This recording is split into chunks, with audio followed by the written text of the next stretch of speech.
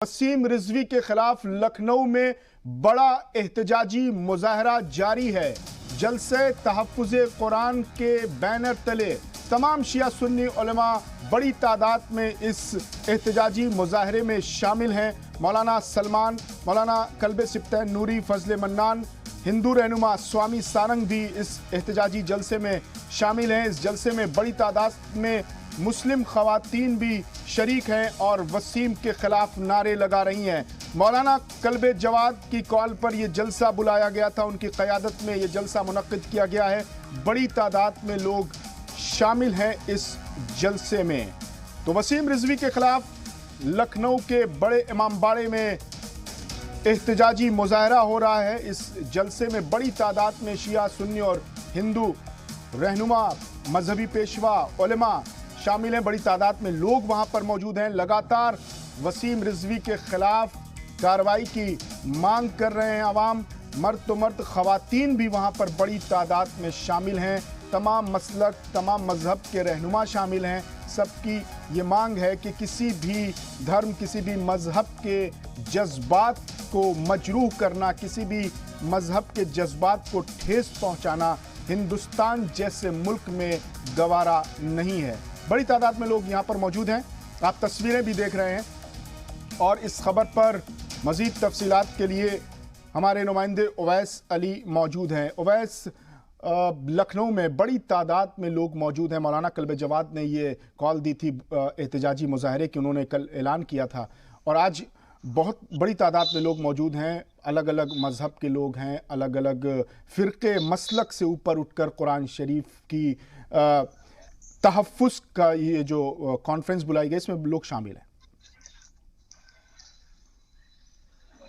जी बिल्कुल अब्बास, आपको बता दें कि आज 2 बजे से ही मौलाना कल्बे जवाद ने जिस तरीके से रैली के आगाज के लिए कहा था, तो वो आगाज का है। तमाम जो उलेमा है वो हर मसलक के उलेमा इस एहतजाज में शामिल हुए हैं। हालांकि अगर बात की जाए इस एहतजाज की, तो इसके अंदर से कोई भी धर्मगुरु नहीं है जो किसी मजहब से ना हो। हर मजहब के धर्मगुरु फिलहाल इस एहतजाज में शामिल हैं और मात्र मुस्लिम के अलावा भी हिंदू के जो धर्मगुरु हैं वो भी इस एहतजाज में शामिल हुए हैं। वसीम रिजवी के खिलाफ चारों तरफ से हल्ला बुला हुआ है और पूरे मुल्क में वसीम रिजवी के खिलाफ एहतजाज जारी है। सहारनपुर के अंदर बड़े पैमाने पर एहतजाज हुआ। आज लखनऊ के अंदर हजारों की तादाद में महिलाएं और जो अवाम है वो इकट्ठी हो चुकी है और वसीम रिजवी के खिलाफ जबरदस्त तरीके से नारेबाजी की गई है। हालांकि वसीम रिजवी ने 26 आयतों को लेकर के कुरान शरीफ से रिमूव करने के लिए याचिका दायर की है, उस पर तमाम तरीके के जो उलेमा हैं वो सब उनमें रोष पनपता नजर आ रहा है। सब नाराज हैं और वसीम रिजवी के खिलाफ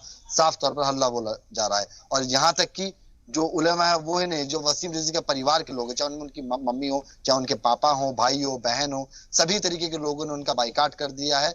और वसीम रिजवी के भाई का जो एक जो वीडियो वायरल हो रहा है वो भी इसमें साफ तौर पर कह रहे हैं कि वसीम रिजवी से उनका किसी प्रकार का कोई रिश्ता नहीं है। वसीम रिजवी से उनके ताल्लुकात बिल्कुल खत्म हो चुके हैं। जिस मोहल्ले में वो रहते हैं उनके वहां पर भी आना जाना नहीं है। और आज जो एहतजाज किया जा रहा है, कल्बे जवाद साहब के जो एहतजाज कर रहे हैं उसके समर्थन में तमाम तरीके के जितने भी उलेमा हिंदुस्तान के और वो सभी इस का समर्थन कर रहे हैं। साफ तौर पर कहा जा सकता है कि वसीम रिजवी के खिलाफ अब पूरे मुल्क में हल्ला बुला हुआ है। इतना ही नहीं बल्कि जो एहतजाज किया जा रहा है एहतजाज के अंदर में ओवैस, इस मुल्क में कानून है, इस मुल्क में आईन है, दस्तूर है, अदालतें हैं, वहाँ पर उलेमा शामिल हैं। जाहिर सी बात है जज्बात मजरूह हुए हैं, जज्बात को ठेस पहुँची है, तो जज्बाती तकरीरें भी वहाँ पर हो रही होंगी। तो क्या उलेमा इस कॉन्फ्रेंस जो हो रही है, ये जो एहतजाजी मुजाहरा हो रहा है, इसमें क्या लाहे अमल तय किया गया है कि अब उलेमा का या तमाम कौम मिल्लत का क्या कदम होगा, अगला कदम क्या होगा? जी बिल्कुल अब्बास, आपको बता दें कि जिस तरीके से जो विश्व प्रसिद्ध इस्लामिक इदारा है दारुल उलूम देवबंद ने कल दारुल उलूम देवबंद ने भी साफ तौर पर पत्र जारी करते हुए कहा है कि जो हमारे मुल्क का आईन है, जो हमारा कानून है, हम सिर्फ उसी का ध्यान रखें, उसी को ध्यान में रखते हुए एहतजाज करें। और तमाम जो उलेमा है वो यहाँ पे जलसा किया जा रहा है। जलसे के अंदर भी तकरीर हो रही है, उसमें साफ तौर पर यह कहा जा रहा है कि कानून को अपने हाथ में नहीं लेना है, कानून का प्रयोग करना। और वसीम रिजवी के खिलाफ जो मुल्क है उसके अंदर तमाम जगह पर सभी थानों पर तहरीर दी जाए, डीएम एसएसपी से मिला जाए, डीएम एसएसपी को ज्ञापन दिए जाए, वसीम रिजवी के खिलाफ कानूनी कार्रवाई कराई जाए और सख्त से सख्त वसीम रिजवी को कानून के द्वारा सजा दिलाया जाए। हालांकि जितने उलेमा है, उलेमा भी आवाम से भी अपील कर रहे हैं कि कोई भी ऐसी हरकतें ना करे जिससे कि अपने आइन पर, कानून पर, अपने मुल्क में माहौल बिगड़ने के संकेत पैदा हों। साफ तौर पर उलेमाओं का भी एहजाज जो यहाँ पर हो रहा है उसमें भी यही कहना है, तकरीकों में यही कहना है, तहरीकों में यही कहना है कि वसीम रिजवी को कानूनी तौर पर ही कानून सजा दे। प्रशासन सरकार से लगातार उनकी मांग है और जितने एहतजाज किए जा रहे हैं ये सिर्फ इसीलिए किए जा रहे हैं कि कानून के द्वारा ही ठीक है वसीम रिजवी। मैं आपको रोकना चाहूंगा, हमारे साथ मौलाना शफीक भी जुड़ गए। मौलाना शफीक साहब, आपका बहुत बहुत इस्तकबाल अजीज सलाम में। जाहिर सी बात है कि कुरान की आयतों पर जो सवाल उठाया गया है, वसीम रिजवी ने सुप्रीम कोर्ट में जो पिटीशन दाखिल की है उस पर तमाम फ़िरक़े के लोग, तमाम मसलक के लोग, कौम मिल्लत नाराज़ है। लखनऊ में इस वक्त बहुत बड़े पैमाने पर जलसा हो रहा है मौलाना कल्ब जवाद की क़यादत में। जी मौलाना साहब, आपको मेरी आवाज़ मिल रही है? जी जी जी जी। तो मौलाना साहब, जो ये कॉन्फ्रेंस हो रही है, मुज़ाहरा हो रहा है, इसमें क्या तय किया जाएगा? क्या अगला कदम क्या होगा? अभी कदम के बारे में तो मैं नहीं बता सकता। बहरहाल इस तरह का जो उन्होंने बयान दिया है और जो वीडियो जारी की है और जो उनका मानना है कि कुरान से 26 आयतों को हटाया जाए, इनका ये जितनी हो सके इनकी मजम्मत करनी चाहिए। इस तरह का मतलब बिल्कुल भी काबिल बर्दाश्त ये बात नहीं है। और क्योंकि कुरान अल्लाह की किताब है, अल्लाह का कलाम है, उसका एहतराम हम पर वाजिब है, जरूरी है। और हमारे आइम्मा मासूमीन से लेकर, जैसा कि उन्होंने कहा कि पहले दूसरे तीसरे खलीफा ने इसमें कुछ बदलाव किया है, तो उसके बाद हमारे पहले इमाम से लेकर आखिरी इमाम तक का जमाना है। किसी ने अगर कोई ऐसी बात होती तो ठीक है सर, बहुत बहुत शुक्रिया सर। हमारे साथ मौलाना अतहर हुसैन देलवी साहब भी जुड़ गए। अतहर हुसैन देलवी साहब, आपका बहुत बहुत इस्तकबाल है।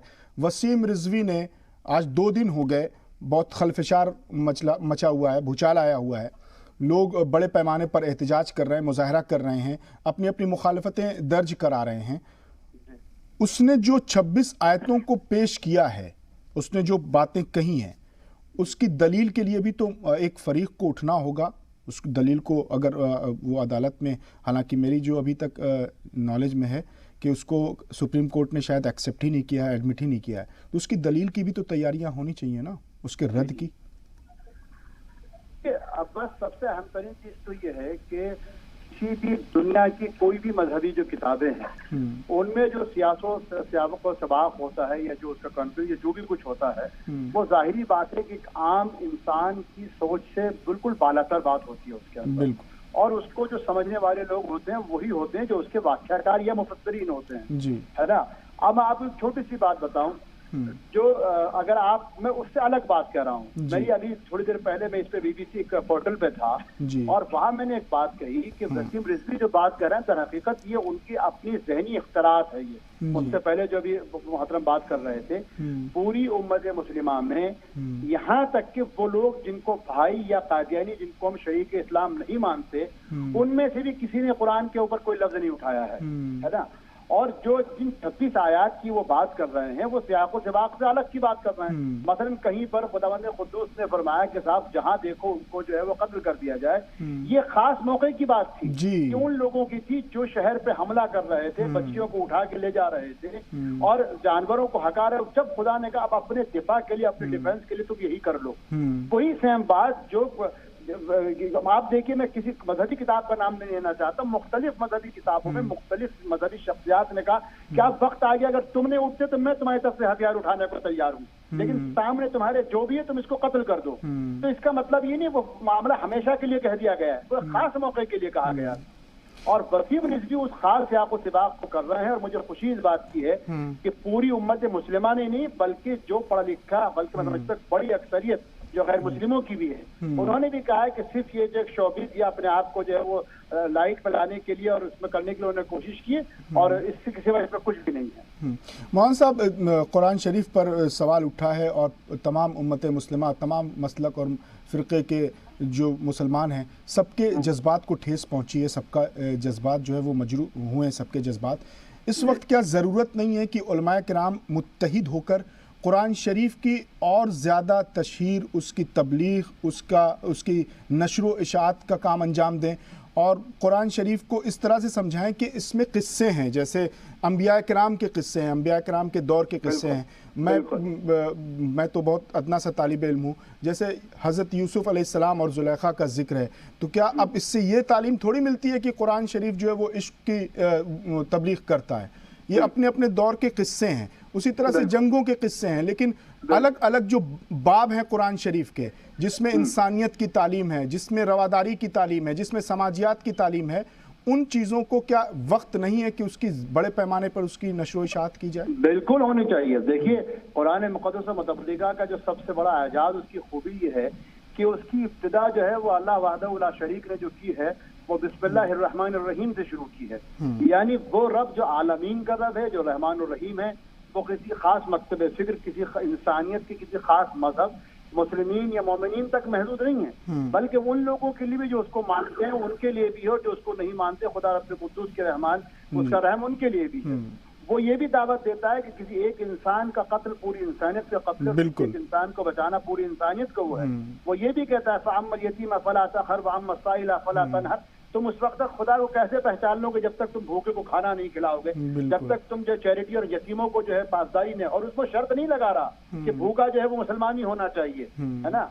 तो मैं समझता हूँ वक्त आ गया है कि कुरान को बजाय इसके कि बिल्कुल सर, बिल्कुल महान साहब, कुरान खानी के लिए, ताबिज़ गंडों के लिए नहीं, वो मैथोलॉजिकल बुक नहीं है। बिल्कुल, कुरान के वो प्रैक्टिकल बुक है और उसको आम करने की जरूरत है। तभी बहुत बहुत शुक्रिया मौलाना तारिक देहलवी साहब हमारे साथ जुड़ने के लिए और तमाम जानकारी साझा करने के लिए। हमारे साथ इकबाल अंसारी साहब जुड़ गए हैं। इकबाल अंसारी साहब, बहुत इस्तकबाल है आपका। वसीम रिजवी ने जो सवाल उठाए हैं और अदालत में जो पिटीशन दाखिल की है, इस पर मैं आपका रद्द-ए-अमल जानना चाहता हूँ।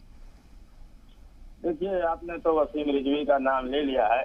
पहले हम लाहौर जी, हमारे यहाँ कुरान जो है वो जीने के लिए बनाई गई है और अच्छे रास्ते पे चलने के लिए बनाई गई है, एक दूसरे के मोहब्बत के लिए बनाई गई है।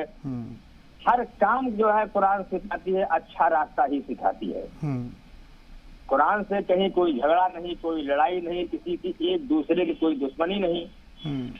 तो क्या आप समय नहीं है इकबाल साहब, क्या समय नहीं कि कुरान की इन तालीमात को लोगों को बताया जाए, लोगों तक पहुंचाया जाए कि कुरान इंसानियत की शिक्षा देता है, कुरान मोहब्बत की शिक्षा देता है, कुरान यतीमों की परवरिश की शिक्षा देता है? इससे कुरान जितना अभी आपने हमसे दोहराया है यही सच्चाई है। और वसीम रिजवी ने कहा इतनी आयत निकाल दे, तो वसीम रिजवी का अगर नाम लेते हैं तो जो है जितने भी आलिम हैं सबको ला हौल बिला कुव्वत इल्ला बिल्लाहिल अजीम पढ़ना चाहिए। और अल्लाह ताला तभी खुश होगा जब इनके ऊपर जो है ला हौल भेजा जाएगा, क्योंकि कुरान एक ऐसी पूरी दुनिया में ऐसी किताब है कि जीने का रास्ता बताती है, दुआ भी है, दवा भी है, एक दूसरे से मोहब्बत भी है। इकबाल अंसारी साहब, आप चूंकि बहुत अहम शख्स हैं, इस पूरे बाबरी मस्जिद मूवमेंट में भी आप जुड़े रहे, आपके वालिद साहब जुड़े रहे, मैं आपसे जानना चाहता हूं कि वसीम रिजवी ने जो ये पिटीशन दाखिल की है, तो मुसलमानों का क्या अगला कदम होना चाहिए? क्या उसको जज्बात से काम लेना चाहिए या समझदारी के साथ किस तरह के कदम उठाने चाहिए? देखिए, जितने भी मुसलमान हैं और कुरान पे ईमान रखते हैं उनका केवल एक ही मकसद है कि केवल उनके ऊपर लाहौल भेजें और ना कि जो है कहीं रोड पे धरना करें, प्रदर्शन करें, इनके लिए कोई दोबारा रीट दायर करें। ये हम इस्लाम का ही रास्ता बता दे रहा हूँ, जो हमारा कुरान कहता है कि इस्लाम के रास्ते पे चलना है मुसलमानों को, तो वसीम रिजवी के नाम पे केवल लाहौल बिला कुव्वत इल्ला बिल्लाह पढ़ने, बाकी कोई धरना प्रदर्शन करने की कोई जरूरत नहीं है। ठीक है, बहुत बहुत शुक्रिया इकबाल साहब तमाम जानकारी देने के लिए, हमसे जुड़ने के लिए, हमसे बातचीत करने के लिए। तो लखनऊ में बड़े पैमाने पर एहतजाज हो रहा है, तमाम फ़िरक़े के उलमा मौजूद हैं, तमाम मज़हब धर्म के रूहानी पेशवा और रहनुमा मौजूद हैं, अकाबरीन वहाँ पर मौजूद हैं। इसलिए उसने कुरान के ऊपर एतराज करके रखा दिया है कि मौत करीब है, तो कुरान में नहीं हो सका तो कुरान पे एतराज करते, उसका जिंदा भी अगर है तो अपना जनाजा अपने कांधे पे उठाए हुए।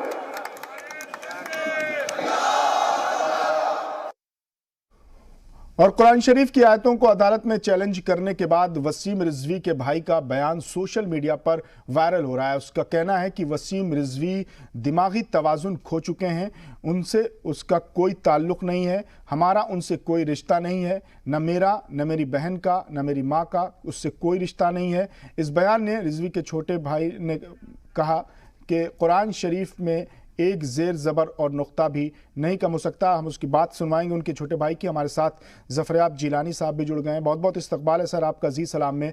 वसीम रिजवी ने जो पिटीशन दाखिल की है सुप्रीम कोर्ट में 26 आयतों को लेकर, तो क्या उसकी रद्द के लिए, उसकी दलील के लिए भी क्या कोई कोशिशें हो रही हैं? देखिए, दलील को हम लोगों का ये अकीदा है सारे मुसलमानों का, वसीम रिजवी को छोड़ के, कुरान मजीद अल्लाह ताला की तरफ से उतारी हुई किताब है जी। तो उसके बारे में कोई मुसलमान जो अपने आप को मुसलमान कहता है वो न जेर जबर कम कर सकता है, न ज्यादा कर सकता है, न इस बात को मान सकता है कि वो इंसानियत के खिलाफ उसमें कुछ है। सर, मैं चूंकि आप मुल्क के बड़े लॉयर हैं इसलिए मैं आपसे थोड़ा हटकर सवाल करना चाहता हूं। सर देखिए, ये मुसलमानों का अकीदा है, सब तमाम मुसलमानों का, अल्लाह का कलमा पढ़ने के बाद, नबी को नबी बरहक मानने के बाद, कुरान को अल्लाह की किताब मानने के बाद, काबे को अल्लाह का घर तस्लीम करने के बाद, ये तो मुसलमानों का अकीदा है। अगर ये अदालत में एक्सेप्ट होती है और वो तारीख लगती है तो क्या उसके रद्द के लिए, उसकी दलील के लिए भी तो कुछ तैयारियां होनी चाहिए ना सर? जी, ये 1987 में जी कलकत्ता हाई कोर्ट में एक रिट फाइल हुई थी जी, तकरीबन यही बातें उस पर कही गई थी और वहाँ हाई कोर्ट के जजेस ने उस रिट को ये कहकर खारिज किया जी कि हम किसी मजहब की बुनियादी किताब जी के बारे में नहीं देख सकते हैं। उन्होंने सुप्रीम कोर्ट के केसेस को रेफर भी किया। तो हमारी जो दलील सुप्रीम कोर्ट में यही होगी जी कि सुप्रीम कोर्ट ऐसे मामला को नहीं दे सकती है, वरना क्या मनु स्मिथ के बारे में जो इल्जाम लगाए जाते हैं वो सुप्रीम कोर्ट तय करेगी? जी, सबसे बड़ी मिसाल है मनु स्मिथ की, जी जिसके खिलाफ करोड़ों हिंदुस्तानी हिंदू ये कहते हैं कि उसमें दलितों के खिलाफ बहुत सी बातें कही गई हैं जी, औरतों के खिलाफ बहुत सी बातें कही गई हैं। जी क्या सुप्रीम कोर्ट में उन श्लोकों को निकाल सकती है? जी, तो हमारा तो बुनियादी सवाल होगा सुप्रीम कोर्ट के सामने, जी क्या आप किसी मजहब की जी बुनियादी किताब, क्रिश्चियंस की बाइबिल है, जी गुरुदेव उनकी सिखों की जी वो गुरु नानक ग्रंथ है, जी, क्या आपको ये हक है हिंदुस्तान के दस्तूर में? जब दस्तूर हिंद आर्टिकल 25 में प्रोटेक्ट करता है तमाम मज़ाहिब को, जी आज़ादी को, जी, तो आप क्या करेंगे? हमारा ये सवाल होगा सुप्रीम कोर्ट में। जी, हम उनसे नहीं कहेंगे बिल्कुल आप बैठ के देखिए कि सही है कि गलत है, जी, हम कहेंगे आपको अख्तियार नहीं देखने का। जी सर, अगर एक आप हमारा वो जी, देखेंगे तो आप जी, मनुष्य भी कैसे देखेंगे? जी सर, मज़हब बहुत ज़ाती मसला होता है, लोगों का बहुत जज्बात जुड़ा होता है, अपने अपने अकीदे के मुताबिक लोगों के गहरे कल्बी लगाव होते हैं अपने मज़हब के मुताबिक, और इस पिटीशन के बाद अलग अलग तरह की बातें आ रही हैं। जाहिर सी बात है लोगों के अंदर इंतशार पैदा होगा, इश्तियाल पैदा होगा। लोग कुछ इस तरह के भी बयान दे रहे हैं कि कोई उसका सर कलम करेगा तो हम उसको 11 लाख रुपए इनाम देंगे, हम 21 लाख रुपए इनाम देंगे, कोई उसके चेहरे पर कालिक पोतेगा तो हम 1 लाख रुपए इनाम देंगे। इस तरह के बयानात, क्या ये ठीक है? देखिए, हम दस्तूर हिंद को अभी तक जी हिंदुस्तान में बुनियाद समझते हैं मुल्क की। तो मुल्क के कानून में जहाँ पर मजहब की आज़ादी दी गई है वहीं पर इंसानी जान की भी आज़ादी दी गई है। जी, तो हम तो इस बात को नहीं सही समझते हैं कि कोई शख्स जो इस्लाम का मानने वाला हो जी, वो इस किस्म का कोई ऐलान करे कि हम उसके कत्ल को इतना इनाम देंगे, ये हमारे लिहाज से इस्लामी तरीका नहीं है। ठीक है सर, बहुत बहुत शुक्रिया तमाम बातें करने के लिए, हमसे अपने राय, अपना इजहार ख्याल पेश करने के लिए। तो वसीम रिजवी के खिलाफ लखनऊ में बड़ी तादाद में लोग मौजूद हैं, मुजाहरा हो रहा है। वसीम रिजवी के भाई ने क्या कुछ कहा है, आइए सुनते हैं। से हमारा कोई ताल्लुक नहीं है, मैं उनका भाई हूँ छोटा। न मेरी माँ का है, न मेरे भाई का है, न मेरी बहन का, किसी का कोई ताल्लुक़ नहीं है उनसे। वो पागल हो गए हैं, मजनून हो गए हैं। वो जो समझ में आते हैं वो करते हैं। ना वो नमाज ना रोज़ा कुछ करते नहीं, ना उनको दीन ना इस्लाम से कोई मतलब है, इसलिए वो इस तरह की बातें बोलते हैं। जो दीन और इस्लाम से जुड़ा होता है, उसके दिल में खौफ होता है, वो इस तरह की बातें बोल ही नहीं सकता।